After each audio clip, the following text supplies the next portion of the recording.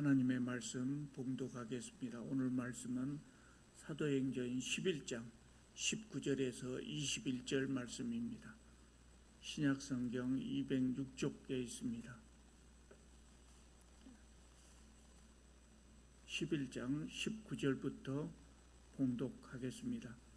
그때 스데반의 일로 일어난 환란으로 말미암아 흩어진 자들이 베니게와 구브로와 안디옥까지 이르러 유대인에게만 말씀을 전하는데 그 중에 구브로와 구레네 몇 사람이 안디옥에 이르러 헬라인에게도 말하여 주 예수를 전파하니 주의 손이 그들과 함께 하심에 수많은 사람들이 믿고 주께 돌아오더라. 아멘.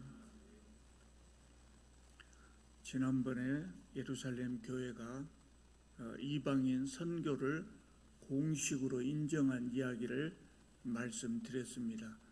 오늘 본문에는 그 결과에 따라서 최초로 설립된 이방인 교회를 소개하고 있습니다. 그 교회가 어디입니까? 안디옥 교회입니다.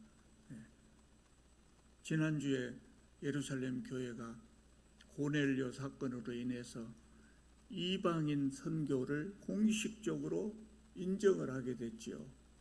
그리고 이제 오늘 나온 이야기입니다. 첫 번째로 최초로 이방인 교회가 설립된 겁니다. 여러분, 안디옥이 어디가 있는지 아십니까? 안디옥은요, 성경에서 예루살렘 교회 못지않게 중요한 교회입니다. 그래서 우리가 그 위치를 알아둘 필요가 있습니다. 어디가 있냐면요, 이스라엘에서 북쪽으로 쭉 올라가요. 쭉 올라가다 보면 이렇게 구부러진 데가 있습니다. 뭐냐면 아시아에서 지중해로 쑥 나온 반도가 하나가 있습니다. 큰 반도입니다. 터키입니다. 그러니까 이스라엘에서 반드시 올라가 가지고 터키로 이렇게 구부러진 요 구부러지기 직전에 있는 도시가 바로 안디옥이라고 하는 도시입니다. 지금은 안타키아라고 하는 도시로 터키 남부의 중심 도시가 되어 있는 그런 도시입니다. 안디옥은 로마 제국에서 로마와 알렉산드리아 다음으로 세 번째로 큰 도시였어요. 굉장히 큰 도시죠. 얼마나 큰 도시였냐면 당시 인구가 정확하게는 모르지만 추정하기를 50만 내지 80만 되었다고 그래요. 예수님 시대에 도시가 50만 내지 80만 정도 도시였다면 엄청나게 큰 도시예요. 그리고 안디옥에는 유대인들이 또 살았는데요. 유대인들이 엄청 많이 살았어요. 2만 5천 내지 5만 명 정도의 유대인이 살았다 그럽니다. 굉장히 큰 도시입니다. 그 사람들만 모이다 큰 도시가 됩니다. 2만 5천 내지 5만. 비록 유대인들이 다른 도시들보다 상대적으로 이 안디옥에서 많이 살고 있긴 했지만 전반적으로 볼 때 안디옥은 헬라 문화가 지배하는 도시였단 말이죠. 그리고 이방 종교의 중심지였습니다. 그럼에도 불구하고 안디옥에 있었던 이 교회는, 오늘 소개해드릴 이 교회는 우리 교회사에서 볼 때 초대교회에서 굉장히 중요한 역할을 했어요. 왜 그랬냐? 첫째로 아까 말씀드린 대로 최초의 이방인 교회가 됐단 말이에요. 최초의 이방인 교회. 두 번째로 기독교인들을 영어로 뭐라고 합니까? 크리스천이라고 합니다. 그리스도인, 그 말입니다. 크리스천. 이 크리스천이라고 처음으로 불리어졌던 그 교회가 바로 이 안디옥 교회입니다. 가장 중요한 것은 뭐냐? 가장 중요한 것은 바울의 세계 선교를 지원하는 거점 교회 역할을 했던 교회가 바로 안디옥 교회입니다. 바울을 세계 선교하도록 파송했던 그 교회입니다. 안디옥 교회입니다. 뿐만 아니라 교회가 전 세계로 이렇게 뻗어 나가잖아요. 이제 전 세계로 세계 선교를 나간단 말이에요. 그럴 때 중심이 됐던 교회가 예루살렘 교회가 아니고 안디옥 교회였어요. 그러니까 처음에 기독교가 생겨날 때 예루살렘 교회로부터 출발했잖아요. 그런데 얼마 되지 않아서 안디옥 교회로 세계의 중심 교회가 바뀌어지게 됩니다. 그래서 안디옥 교회를 우리가 기억을 해야 됩니다. 많이 잊어버리고 예루살렘 교회만 기억하고 있는데 안디옥 교회가 초대교회의 중심 교회였다. 이걸 우리가 기억해야 돼요. 왜 예루살렘 교회가 중심이었는데 안디옥 교회로 바꿔져 버렸냐? 예루살렘이라고 하는 도시는요, 이스라엘을 생각할 때 큰 도시예요. 그런데 이제 교회가 세계로 뻗어나갈 때 전 세계를 생각해야 될 것 아닙니까? 그럴 때 전 세계를 생각해 보면 당시에 예루살렘이라고 하는 도시는 로마 세계에서 변방, 아주 작은 도시에 불과했단 말이죠.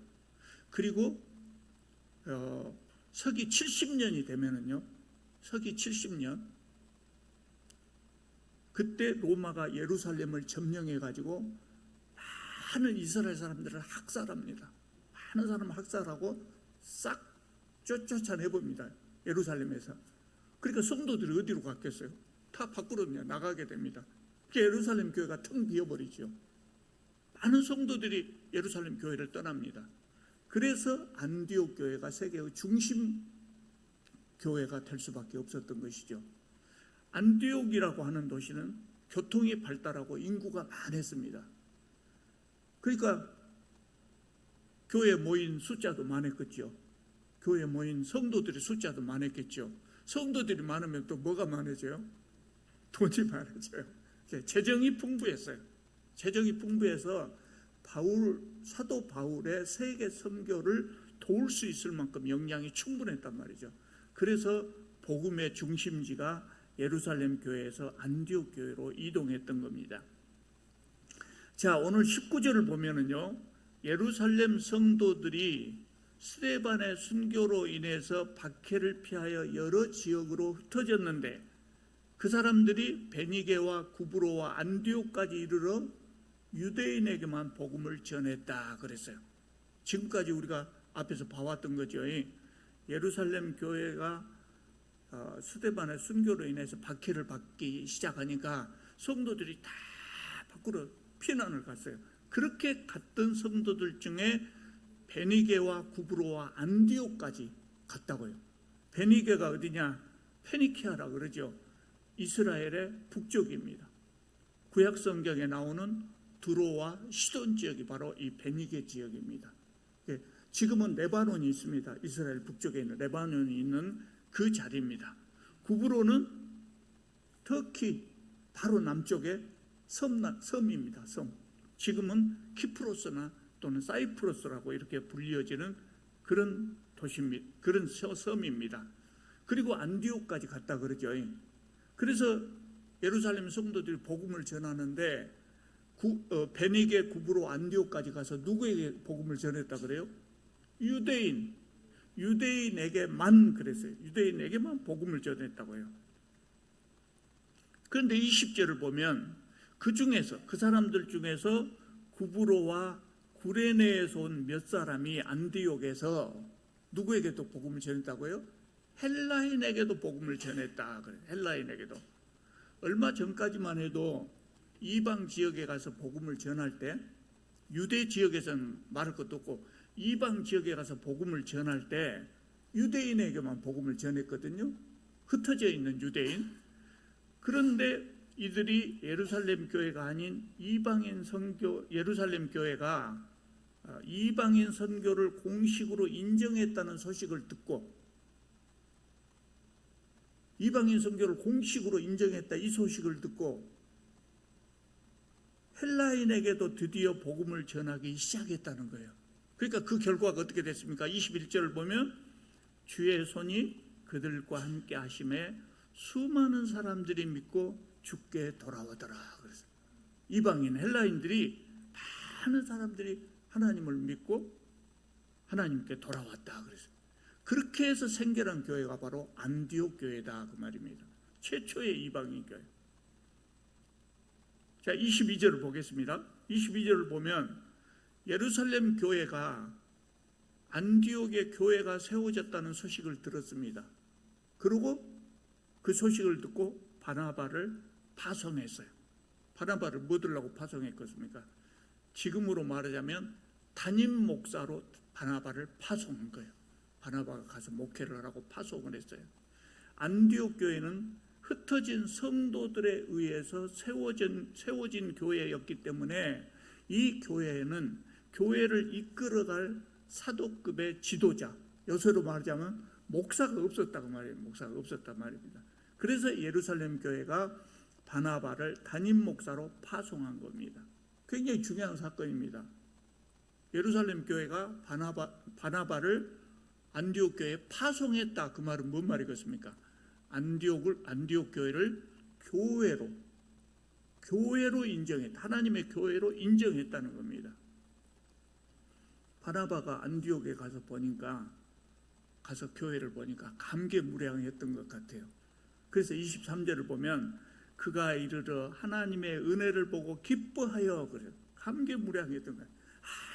여기 이방 지역에도 하나님의 교회가 세워졌구나. 기뻐했어요. 그래서 모든 사람에게 굳건한 마음으로 주와 함께 머물러 있으라 권하니. 그래서 뭐라고 가르쳤어요? 모든 사람에게 굳건한 마음으로 주와 함께 머물러 있으라.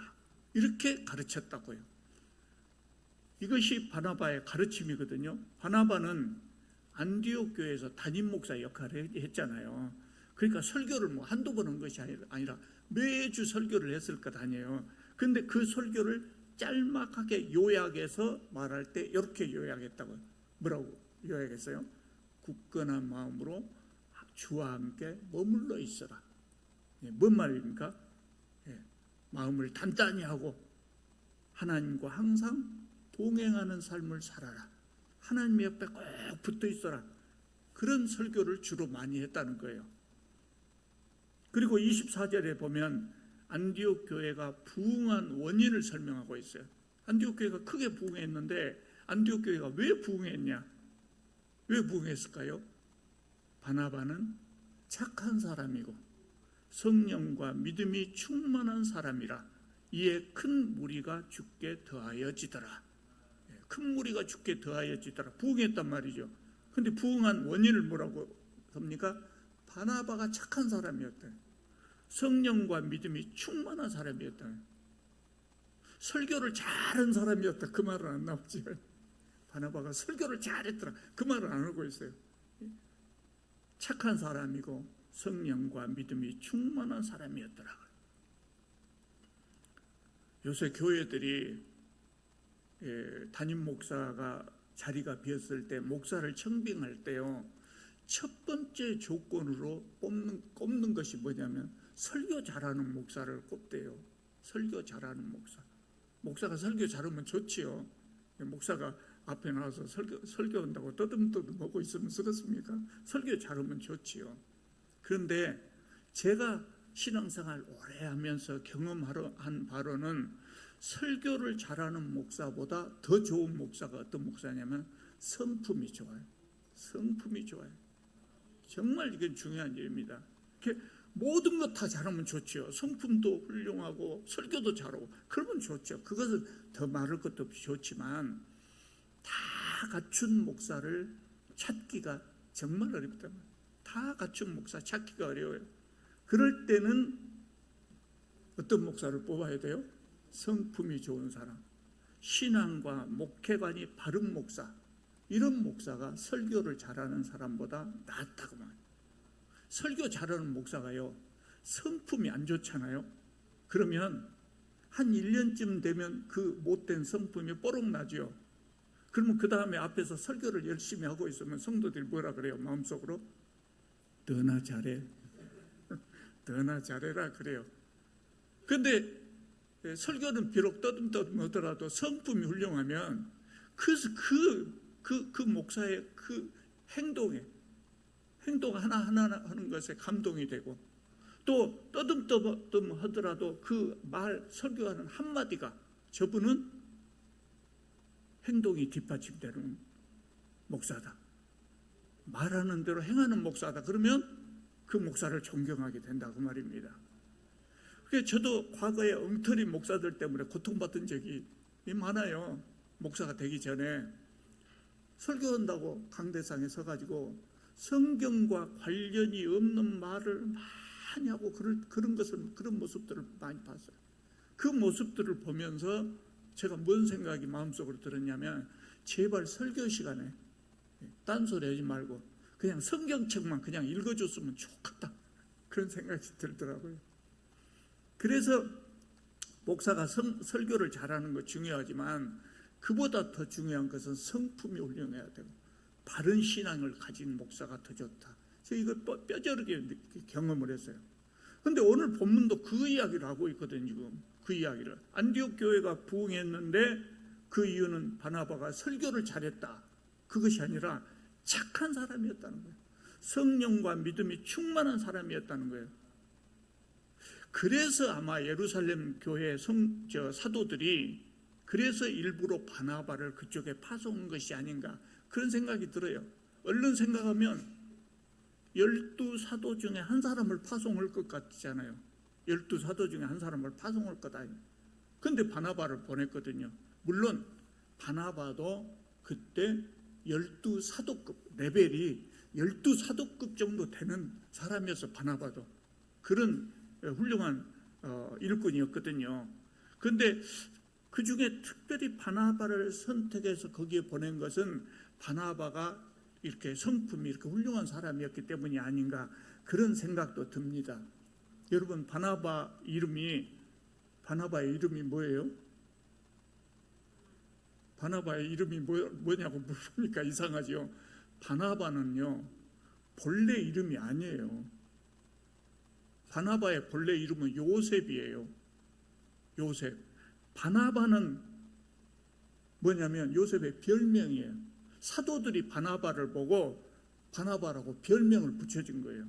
본래는 요셉인데, 바나바라는 뜻이 뭐냐면 위로의 아들이다. 위로의 아들. 성경을 읽어볼 때요, 이름이 바로 시작하는 이름이 몇 번 나와요. 바로 시작하는 이름. 그 바자가, 이름 앞에 바자가 붙어 있으면 그것은 아들이라는 이야기예요. 아들. 바나바, 나바의 아들 말이에요. 위로의 아들이라고 말이에요. 여러분, 혹시 베드로의 아버지 이름 알아요? 모릅니다. 대부분 모릅니다. 근데 목사님들은 알고 있어요. 알고 있는데 본인들이 안다는 사실을 몰라요. 그러니까 결국 베드로의 아버지 이름을 몰라요. 마태복음 16장을 보면 가이사랴 빌립보 지방에 갔을 때 예수님이 제자들한테 물어봐요. 너희들은 내가 누구라고 생각하냐? 그러니까 베드로가 주는 그리스도시여 살아계신 하나님의 아들이십니다, 대답을 잘했단 말이에요. 그러니까 예수님이 뭐라고 하냐면 바요나 시몬아 네가 복이 있도다 그랬어요. 베드로 아버지 이름이 뭐라고요? 예? 바요나가 아니고 요나. 그러니까 바요나가 뭐 요나의 아들 시몬아, 그 말이에요. 그게 베드로의 아버지 이름이 요나예요. 예. 그렇게 바자가 앞에 붙으면 아들이다 그 말이에요. 그게 바나바라는 말은 위로의 아들이라는 말. 얼마나 좋은 이름이에요. 그게 본래 바나바의 이름이 아니라 사도들이 이 바나바를 보고 이 훌륭한 사람이다, 그래서 너는 위로의 아들, 이런 이름, 별명을 붙여준 겁니다. 바나바는 그 이름대로 아주 온유하고 겸손한 사람입니다. 마음이 따뜻한 사람이었습니다. 그래서 보기만 해도 위로가 되는 그런 사람이었던 것 같아요. 교회 지도자가 이러면 참 좋겠죠. 예, 제가 그렇지 못해 죄송합니다만, 교회 지도자는 목사뿐만 아니라 장로님도 권사님도 집사님도 모두 다 이 바나바와 같은 성품을 지녀야 돼. 그렇게 변해가야 돼. 우리가 변해가야죠. 이런 성품은 신앙생활을 오래 한다고 해서 그냥 되는 거 아니에요. 기도 열심히 하면서 성격이 바꿔진다, 그러니까 안 돼. 저는 기도 열심히 해갖고 고집이 겁나 세게 바꿔진 사람도 본 적이 있어요. 기도 열심히 하니까 고집이 세게 불더라고요. 자기는 뭐 하나님과 뭐 희통했다 이렇게 생각하는 모양이에요.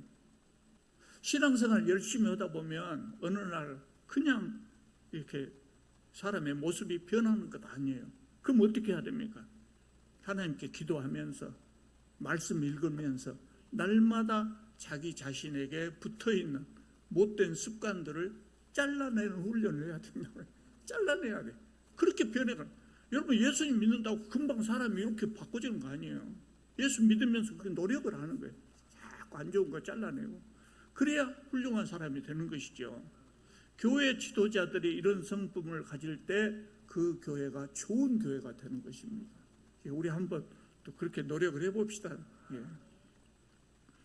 26절 하반절을 보면 그래서 제자들이 안디옥에서 비로소 그리스도인이라 일컬음을 받게 되었더라 그랬어요. 영어로 크리스천이란 말이에요. 크리스천이라는 이름을 처음으로 여기서 얻게 되었다 그래요. 이 크리스천이라는 이름의 본래의 의미가 뭐냐면 그리스도에 속한 사람이라는 의미거든요. 그리스도에 속한 사람. 안디옥 사람들이 안디옥 교회 성도들을 크리스천이라고 불렀는데 이것이 칭찬의 의미인가 경멸의 의미인가 놀리려고 그랬는가 그건 알 수 없어요. 그건 알지 못해요. 그건 알지 못하는데 중요한 것은 뭐냐면 어쨌든 칭찬이든 경멸의 의미든 세상 사람들이 볼 때 안디옥 교회 성도들은 세상 사람들하고 뭔가 다르게 보였다는 거예요. 다르게 보였다. 성도들이 구별되었다는 거예요. 그런 의미에서 크리스찬이라는 이름을 받은 것은 바람직한 것이라고 말할 수가 있죠. 자, 그러면 안디옥 교회 성도들이 어떻게 해서 크리스찬이라고 하는 별명을 얻게 되었는가? 25절을 한번 보겠습니다. 25절을 보면은요. 바나바가 사울을 찾으러 다소에 가서 만남에 안디옥에 데리고 와서 둘이 교회에 1년간 모여 큰 무리를 가르쳤다 그랬습니다. 바나바가 안디옥에 담임 목사로 갔잖아요. 착한 사람이었고 성령과 믿음이 충만한 사람이어서 안디옥 교회가 부흥을 했단 말이에요. 교회가 부흥을 하니까 이제 뭔 문제가 발생하겠어요? 바나바가 혼자서 이 교회를 목회하기가 어려워졌다. 그래서 나하고 같이 일할 사람이 필요하구나. 누구를 데려올까? 누구를 청빙할까? 누구를 부목사로, 여서로 말하자면 부목사로 모셔올까 생각하다가 바로 이 사울을 생각해서 바울이 사울이라고 하는 바울. 사울이 지금 어디에 가 있습니까? 다소에 가 있죠. 왜 다소에 가 있냐면 9장에서요. 우리가 앞에서 봤어요. 사도행전 9장에서 사울이 예루살렘에서 헬라파 유대인하고 논쟁을 했는데 헬라파 유대인이 사울을 죽이려고 했다고요. 그러니까 성도들이 안 되겠다 생각해서 사울을 고향 다소로 피난을 시켰어요. 다소는 예루살렘에서 멀지만 안디옥에서는 가까워요. 그때도 한번 그 위치를 설명했는데 여러분 기억하실랑가 모르겠어요. 다소는 어디가 있냐면 예루살렘에서 북쪽으로 쭉 올라가면 아까 왼쪽으로 딱 꺾어진다고 했죠. 터키 이 반도가 뻗어나가기 위해서 왼쪽으로 이렇게 꺾어지는데 왼쪽으로 꺾어진 바로 거기가 있어요. 꺾어지기 직전에 요 아래는 무슨 도시가 있다고 했어요? 안디옥이 있다고 했어요. 이렇게 꺾어지기 직전에 안디옥이 있고 딱 꺾어지면 다소가 있어요. 그러니까 그렇게 멀지는 않았단 말이에요. 사울이 생각나고 사울이 가까운 데 있지 이렇게 생각을 했어요. 생각이 났어요. 그래서 바나바가 다소에 가서 사울을 청빙해 왔어요. 부목사로 청빙해 온 거예요. 사울은 어떤 사람입니까? 신학자입니다. 제대로 교육받은 사람입니다. 설교도 잘합니다. 설교를 잘한 것을 어디를 보면 알 수 있냐면 다음에 이제 우리가 사도 바울의 세계 선교를 떠나서 설교할 때 그 설교를 보면 우리가 알 수 있어요. 설교도 잘해요. 아는 것도 많지 설교도 잘하지. 바나바는 뭐가 좋아요? 성품이 훌륭한 사람이에요. 그래서 사울은 잘 가르치고 바나바는 성도들을 잘 따둑따둑하고 그렇게 1년 동안 성도들을 가르치고 훈련시켰더니 성도들이 달라졌다 그 말입니다. 그래서 성도들이 크리스천이라는 칭호를 얻은 것입니다. 사울은 안디옥 교회에서 잘 가르치고 또 안디옥 교회가 부흥할 수 있었습니다. 사울이 잘 가르쳤고 안디옥 교회도 부흥하고 누구 덕분입니까? 바나바 덕분이다. 사울이 잘 가르쳤지요. 그런데 사울이 거기 와서 가르치도록 한 사람이 바나바. 그렇게 잘 가르치니까 안디옥 교회가 부흥했어요. 바나바의 공 아니겠어요? 절대적으로. 왜 그러냐면 바나바는 지금으로 말하자면 담임 목사였지만 그럼에도 불구하고 안디옥 교회를 더 잘 섬기기 위해서 사울을 부목사로 청빙해 왔어요. 그런데 문제는 뭐냐면 사울이 가르치는 면에서나 신학적인 면에서나 바나바보다 나았던 것 같아요. 바나보다 나았던 것 같아요. 왜냐하면 공부를 제대로 한 사람이었다. 그리고 이 다음에 이제 세계 선교 여행을 다니면서 사울의 능력이 나타나기 시작하는데 그때 모습을 보면 다른 능력도 바나바를 능가했던 것으로 보여요. 모든 면에서 바나바를 능가했던 것으로 보여요. 그래서 바나바가 훌륭한 사람이다. 그렇게 이야기하는 겁니다. 왜 훌륭합니까? 바나바는 자기보다 더 나은 사람을 사역자로 청빙해 왔어요. 그러니까 많은 사람들 속에서 사울이 훌륭한 목회자다고 하는 것을 발굴해낼 수 있었다는 점이, 그 안목이 있었다는 점이 바나바의 훌륭한 점이라고 말할 수 있고, 그런데 그보다 더 훌륭한 것은 뭐냐면 바나바가 자기보다 더 능력 있는 사역자를 용납하고 그가 실력을 발휘할 수 있도록 판을 깔아줬다. 판을 깔아줬어. 그거 아무나 하는 거 아닙니다. 아무나 하는 거 아닙니다. 여러분, 한국 교회 부목사들이 철칙으로 삼고 있는 것이 있어요. 철칙으로 삼고 있는 것. 그게 뭔지 아십니까? 너무 잘하면 안 된다. 일을 못하면 되겠습니까? 안 되겠습니까? 쫓겨나죠. 근데 너무 잘해도 안 된다. 부목사가 설교 못하면 찍었습니까? 담임 목사님한테 혼납니다. 근데 설교를 너무 잘해도 안 된다. 왜 그럴까요? 쫓겨난다. 일도 잘하고 설교도 잘해야 되지만은 누구보다는 못해야 되겠어요? 담임 목사보다는 못해야 된다. 부목사들이 그렇게 생각하고 있어요. 불안해하고 있어요. 너무 티가 나도 안 된다는. 부목사들이 일을 잘해서 성도들의 인기를 끌면 좋은 일 아닙니까? 그런데 성도들의 인기가 너무 높으면 부목사는 불안해요. 쫓겨날까 봐. 담임 목사한테 쫓겨날까 봐 불안해합니다. 담임 목사들이 자기보다 더 인기 있는 부목사를 용납하지 못하는 그런 담임 목사들이 꽤 있어요. 그래서 불안한 겁니다. 부목사가 저렇게 잘하면 나중에 부목사가 교회 개척해 갖고 나갈 때 우리 성도들 다 따라 나가면 어쩔까, 이런 걱정을 하는 겁니다. 그런 걱정을 하는. 근데 바나바는 어떻습니까? 담임 목사로서 부목사 사울의 인기가 더 높아질 가능성이 있다는 것을 바나바가 알겠습니까? 모르겠습니까? 바나바도 다 알죠. 개의치 않았대요. 개의치 않았어요. 바나바의 훌륭한, 하나님의 사업을 하는데 내 인기가 중요한 것이 아니다. 자신의 유익을 먼저 고려하지 않고 하나님의 일을 더 중요하게 생각했다는 거예요. 자기 명예는 뒷전이었다고요.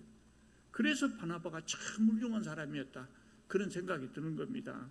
바나바는 자신보다 능력 있는 사람을 포용할 수 있을 만큼 그릇이 큰 사람이었다고 말할 수 있죠. 이렇게 어려워요. 이렇게 참 어렵습니다. 여러분, 사울이 없었다면, 다시 말해서 바울이 없었다면 기독교는 존립하기가 상당히 어려웠을 것이에요. 상당히. 그만큼 교회사에서 이 바울의 역할이 컸습니다. 굉장히 큰 역할을 했어요. 근데 바나바가 없었다면 사울이 그렇게 일을 잘하기가 어려웠을 것이라고요. 왜 그러냐? 여러분, 사울이 예루살렘에 처음으로 예루살렘 교회에 갔어요. 예루살렘 교회에 처음으로 가가지고 사도들에게 인사를 하려고 했을 때 사도들이 인사를 받아줬어요? 안 받아줬어요? 안 만나줬어요. 사도들이 바울을 안 만나줬어요. 왜 안 만나줘요? 무섭거든요. 기독교인을 박해하고 잡아다 감옥에 쳐넣고 이런 사람이라 무서웠단 말이에요. 그때 사울은 그런 사람이 아닙니다. 괜찮은 사람입니다. 사도들에게 소개한 사람이 누구예요? 바나바예요. 바나바가 소개해 줬어요. 고향에 숨어서 조용히 살고 있는 바울을 데리고 와가지고 목회를 시작하게 한 사람이 누구예요? 바나바였단 말이에요. 바나바는 지금의 리더십이라고 하는 측면에서 봤을 때 역사상 타의 추종을 불허할 만큼 이인자 역할을 잘한 사람, 헬퍼의 역할을 잘한 사람이에요. 똑똑한 1인자는 아닐지 몰라도 2인자 역할을 너무 잘한 사람이 바로 바나바예요. 지금의 이 리더십 이론에 의해서 볼 때 그렇다 그 말입니다. 바나바는 담임 목사였음에도 불구하고, 그러니까 1인자였음에도 불구하고 하나님의 일을 위하여 기꺼이 2인자 역할을 한 사람이 바로 바나바예요. 이런 사람들은 세상에 어떤 조직이나 이런 사람들이 꼭 필요합니다. 여러분, 똑똑한 사람들만 모아놓으면 그 조직이 잘 될까요? 안 될까요? 잘 안 돼요. 왜 안 될까요? 다 대장 노릇 올라간대요. 다 대장 노릇. 그럼 되겠습니까? 안 된다. 그런데 바나바는 기꺼이 2인자 역할을, 내가 좀 못나 보이면 어쩌냐? 바울이 잘해서 우리 교회가 부흥하면, 하나님의 일이 잘 되면 그러면 되지. 그것이 바나바의 생각이었단 말이에요. 참 훌륭한 사람입니다. 그런데 오늘날 기독교인 중에 바울을 모르는 사람은 없습니다. 그런데 바나바를 아는 사람은 별로 많지 않습니다. 하나님의 나라가 확장되기 위해서는 바울과 같은 사람 많이 나와야 됩니다. 그런데요, 여러분, 2인자가 없으면 1인자도 없습니다. 한 사람의 유능한 1인자가 나오기 위해서는 수많은 2인자들의 뒷받침이 있어야 합니다. 바울이 위대한 사도가 될 수 있었던 것은 바나바와 같은 사람이 있었기 때문입니다. 그래서 우리 교회에서는 바울과 같은 일꾼들이 많이 나오기를 바랍니다마는, 그러나 바나바와 같은 훌륭한 2인자도 많이 나올 수 있기를 바랍니다. 기도드리겠습니다.